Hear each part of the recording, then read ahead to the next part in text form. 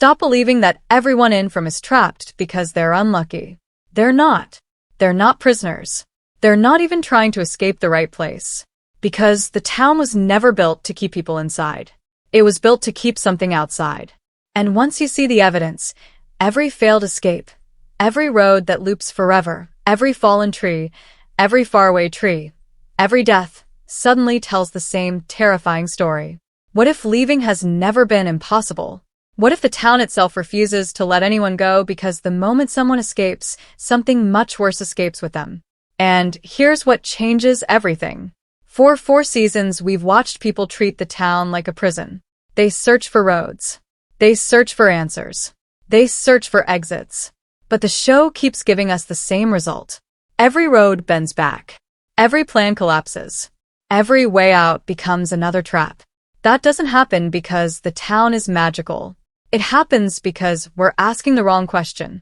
The real question isn't, why can't they leave? It's, what is the town protecting the outside world from? That's not the real mystery everyone has been trying to solve.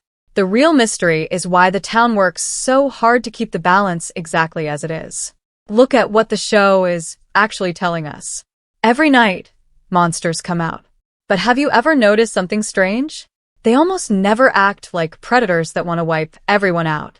If killing everyone was the goal, the story would have ended long ago. Instead, they play games. They smile. They manipulate. They whisper. They tempt people into making mistakes. Sometimes they even walk away when they could easily attack. This is the detail everyone missed.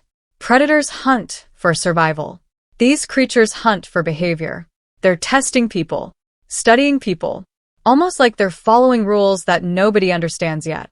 And if they're following rules, who created those rules? Because monsters don't usually obey laws. Prison guards do. Think about that. What if the creatures aren't the jailers? What if they're security guards assigned to stop something from crossing the boundary? And this is where it gets darker. Every person who arrives in the town follows the exact same pattern. The fallen tree, the birds, the blocked road, the impossible loop. At first, it feels random, but randomness doesn't repeat with perfect precision. Systems do. Imagine driving toward a military checkpoint. You aren't chosen because you're special. You're stopped because you're entering a restricted zone. What if that's exactly what's happening here? The fallen tree isn't blocking the road. It's marking the border. The moment someone sees that tree, they've already crossed into territory they're never supposed to remember. Notice how nobody simply turns around before reaching town.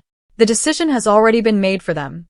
Something intercepts them long before they understand what's happening. That means the trap begins before the town even appears.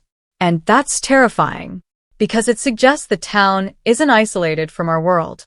It's hidden inside it, like a wound stitched shut. Now think about Victor. For years, we've assumed Victor survived because he was lucky. But what if luck had nothing to do with it? Victor knows things nobody else knows. He accepts rules other people constantly fight against. He rarely wastes energy trying to escape, almost as if, deep down, he understands escape isn't the objective. Survival is. People often call Victor broken. But maybe Victor isn't broken at all. Maybe he's the only person who stopped asking the wrong questions. Look at his drawings. They're filled with repeating symbols. Children. Trees. Houses. Monsters. Circles. Nothing is ever drawn as a completed ending. Everything connects back into itself. Almost like Victor has been documenting a closed system rather than random memories.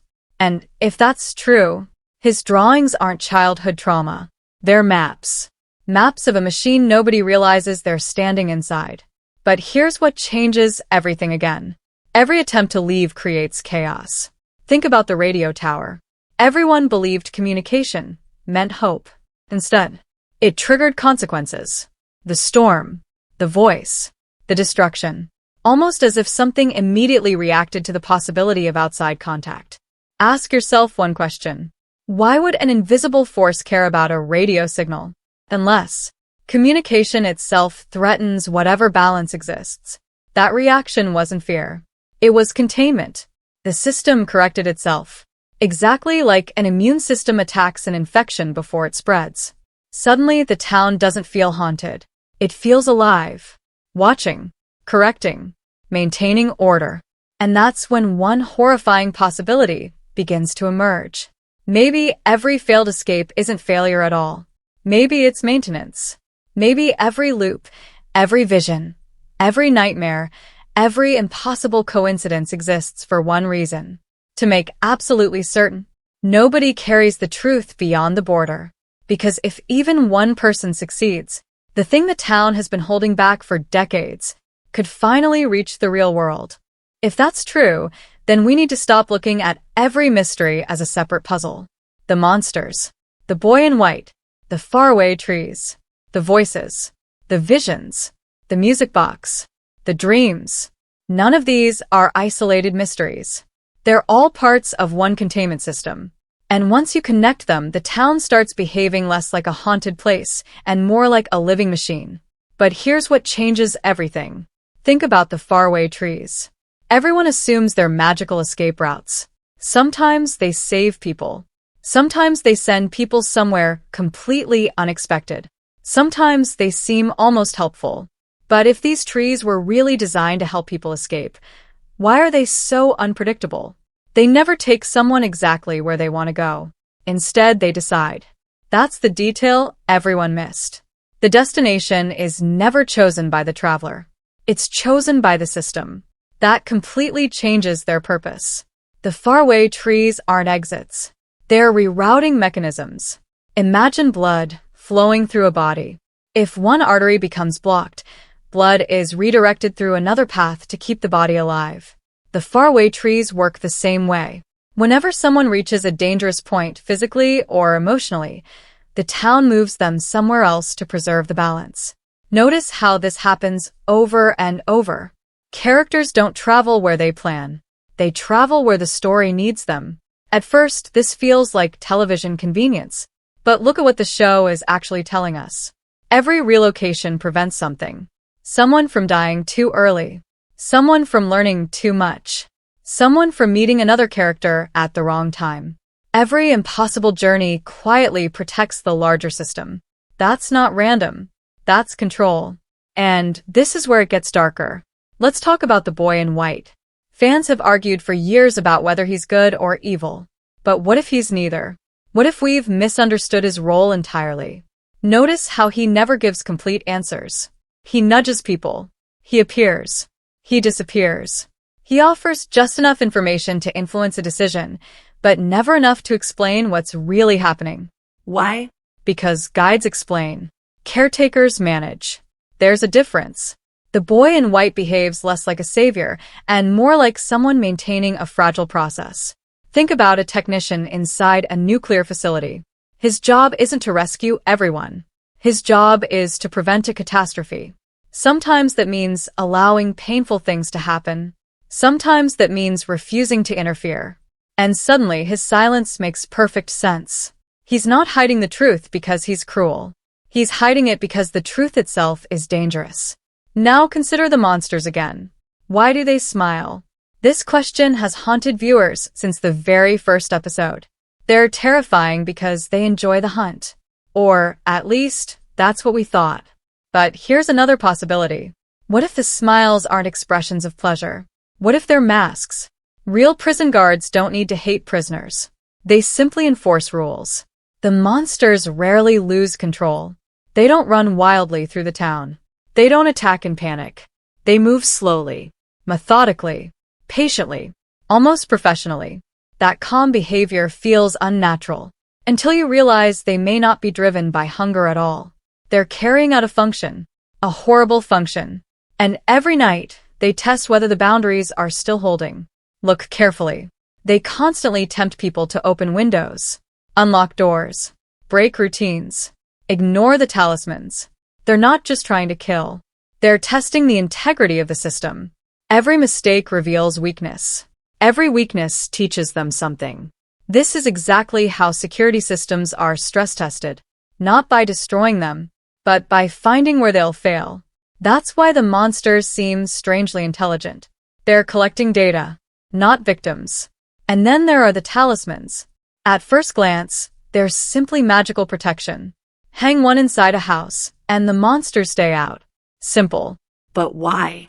Why should a carved stone stop creatures that seem capable of almost anything else? The answer may be hiding in plain sight. The talismans don't repel the monsters. They establish jurisdiction. Think about legal boundaries. A police officer can't enter every property whenever he wants. Rules matter. Authority matters. Permission matters. What if the talismans represent ancient agreements, not weapons? Contracts. The monsters stop because they're required to stop, not because they're physically unable to enter. That's an enormous difference, because contracts can be broken.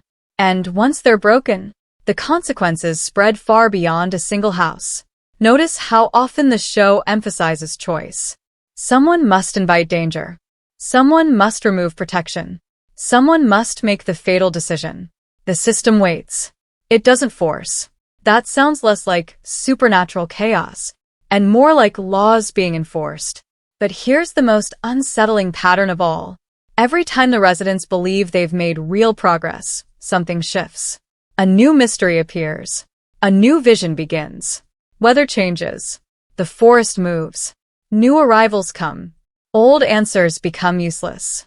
It's almost as if the town constantly recalibrates itself to prevent anyone from reaching the center of the truth. Not because the truth would help them escape, but because the truth would expose what the town has been protecting all along. And once you see that pattern, every season suddenly points toward the same terrifying conclusion. The town isn't failing to release its prisoners. It's succeeding at its real mission, keeping something locked away, no matter how many lives it has to sacrifice. And now we arrive at the most terrifying question of all. If the town is a containment system, then what exactly is it containing? Most theories assume the monsters are the ultimate threat. But that's where the show quietly misdirects us. The monsters are visible. They follow patterns. They obey rules. They can be delayed by talismans. They only emerge under specific conditions. A true ultimate evil wouldn't need any of those limitations. But here's what changes everything. The real danger is probably something we've barely seen. Something that doesn't hunt people directly. Something that manipulates the entire environment. Look at what the show is actually telling us. The forest changes. Roads rewrite themselves. Dreams become reality. Voices speak through radios. People share visions. Time refuses to behave normally. None of those things are caused by the monsters. They're symptoms of something much larger. Think of the monsters as antibodies. Terrifying, yes. But antibodies don't create the disease. They respond to it. And this is where it gets darker. Every generation seems to inherit the same nightmare. Victor lived through one cycle. Now Boyd's generation is living through another. New people arrive. Old people die. The town changes, but it never disappears. That doesn't look like a curse. It looks like a reset. Every cycle begins when the previous one becomes unstable. Every cycle introduces new people to replace those who are lost. Every cycle creates just enough hope to keep humanity fighting. Because hopeless people stop making choices. And the town needs choices. Why? Because choices reveal character. Fear reveals weakness. Sacrifice reveals strength. The town isn't simply observing survival. It's studying humanity. That completely reframes every major character. Take Boyd. We've always seen him as the leader trying to save everyone. But what if Boyd's real role isn't leadership? What if he's the stabilizer? Every time the town begins collapsing into panic, Boyd restores order. He keeps people united. He enforces rules. He creates routines. Without realizing it, Boyd helps the containment system survive. His courage doesn't just protect people. It protects the town itself. Now look at Jade. Jade represents the opposite force. He refuses to accept simple answers. He pulls on every loose thread. He challenges every assumption. He pushes deeper than anyone else. And that's exactly why the town constantly distracts him with new clues. Not because it's helping him, because it's managing him. Give a brilliant mind too much truth too quickly, and the entire system could collapse. Then there's Tabitha. Her experiences feel different from everyone else's. She doesn't just survive the town. She repeatedly crosses boundaries that others never reach. She encounters places that shouldn't exist. She sees truths that refuse to stay hidden. Many viewers believe Tabitha was chosen to escape. But what if that's never been her purpose? What if she was allowed to leave, for one reason only, to test whether the boundary still worked? Think about it. When she reached the outside world, nothing truly ended. Instead, she was pulled back into the nightmare. That wasn't a failed rescue. It was proof. Proof that the system can extend beyond the town whenever necessary. The prison doesn't end at the forest. It reaches wherever it must to preserve itself. And suddenly, the biggest mystery in the entire series becomes terrifyingly simple. People don't find the town. The town finds them. Every arrival is deliberate. Every survivor is selected. Every loss serves a purpose. The town isn't random. It's recruiting. But recruiting for what? This is the detail everyone missed. Across every season, people with wildly different backgrounds somehow become essential to the group's survival. A sheriff, a doctor, an engineer, a bus driver, parents, children, people with practical skills, emotional resilience, leadership, intuition, or knowledge. Almost as if the town isn't collecting victims. It's assembling a complete ecosystem. Why would it need that? Unless maintaining the prison requires human beings inside it. Not as captives, but as living components of the lock. And if enough of those components disappear, the lock fails. That would explain why new arrivals always replace the dead. The balance has to be restored. Not eventually. Immediately. Because if the number drops too low, whatever lies beneath the town may finally break free. And here's the most chilling implication of all. We've spent years believing the final episode of From will show someone escaping. But what if the true ending is the exact opposite? What if the survivors eventually discover the truth and willingly choose to stay? Because leaving would mean opening the door for something infinitely worse. Suddenly, the greatest act of heroism isn't escaping the town. It's accepting the burden of guarding it forever. That would transform every death into a sacrifice. Every failure into protection. Every unanswered mystery into part of a single, horrifying design. And if this theory is right, the series has never been asking, who will escape? It's been asking, who will become the next guardian? Because maybe the town doesn't need prisoners anymore. Maybe it's searching for successors. And if Season 4 finally reveals that truth, then the happiest ending we've all been hoping for may actually become the darkest ending imaginable. So before the next episode changes everything, ask yourself one question. If you discovered that escaping would unleash the true horror on the outside world, would you still choose to leave?